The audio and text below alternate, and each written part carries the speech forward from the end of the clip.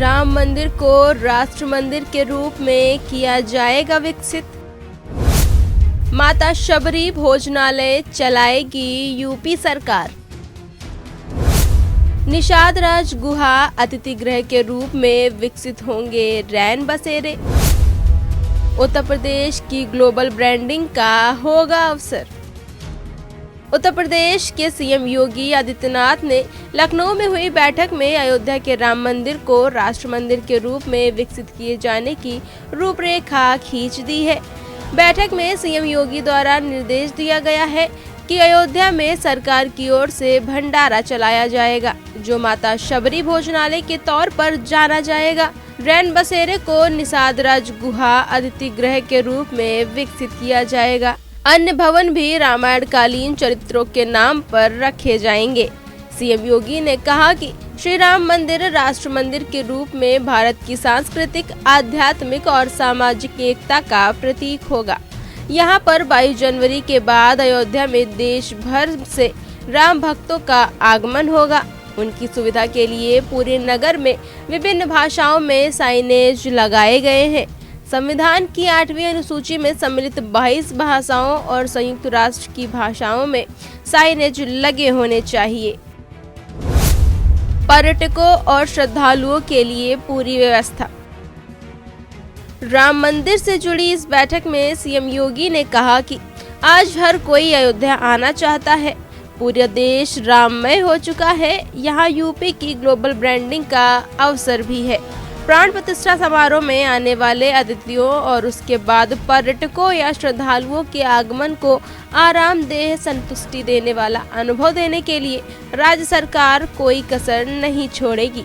CM योगी ने आगे कहा कि श्रद्धालुओं को अयोध्या आने के लिए प्रयागराज, गोरखपुर, वाराणसी, लखनऊ को वोल्वो बसों और हेलीकॉप्टर सेवा से जोड़ने के लिए तैयारी जल्द से जल्द पूरी की जाए। अयोध्या में फिलहाल 3 हेलीपैड तैयार हैं।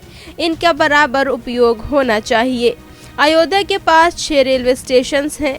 परिवहन विभाग इन स्टेशनों से समन्वय बनाते हुए यहां उतरने वाले श्रद्धालुओं को मंदिर तक पहुंचाने के लिए अच्छी बसों की व्यवस्था स्थायी रूप से करे। अयोध्या की सुरक्षा, सुविधा और स्वच्छता के साथ कोई समझौता नहीं किया जा सकता। 22 जनवरी से पहले integrated command and control centre शुरू कर दें। अयोध्या का बनाया जाएगा डिजिटल टूरिस्ट मैप। सीएम योगी ने बैठक में निर्देश देते हुए ये भी कहा कि अयोध्या में कहीं भी अतिक्रमण नहीं होना चाहिए। नया घाट से टेढ़ी बाजार मार्ग पर दोनों ओर रेलिंग लगाएं और उसकी सजावट भी की जाए। साल 2017 में सरयू जी की आरती शुरू की गई थी और अब इसे और व्यवस्थित और आकर्षक बनाए जाने की आवश्यकता है। एक डिजिटल टूरिस्ट ऐप विकसित किया जाए। उसमें अयोध्या में मौजूद सभी आधारभूत सुविधाओं और प्रमुख स्थलों की जानकारी उपलब्ध होनी चाहिए। मुख्य मार्ग हो या गलियां, कहीं धूल ना उड़े, कहीं गंदगी ना हो, जगह जगह कूड़ेदान रखे हों, वेस्ट मैनेजमेंट की उचित व्यवस्था हो।